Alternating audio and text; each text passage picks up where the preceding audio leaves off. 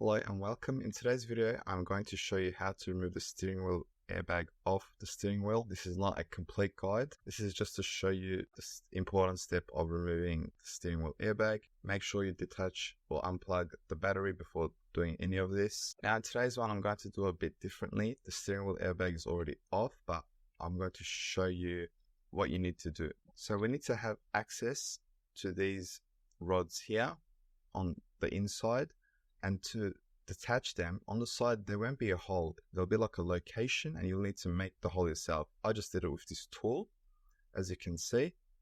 And then you'll need to push in and then push this rod to the inside of the steering wheel.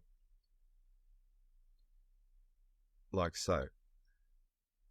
Now, a few things that are important is look at the angle of approach compared to the steering wheel. It's not vertical or horizontal.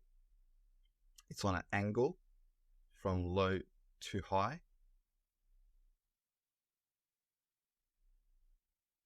Partially remove one side. Do not try to remove it all the way. And then do the same thing for the other side to completely detach the airbag.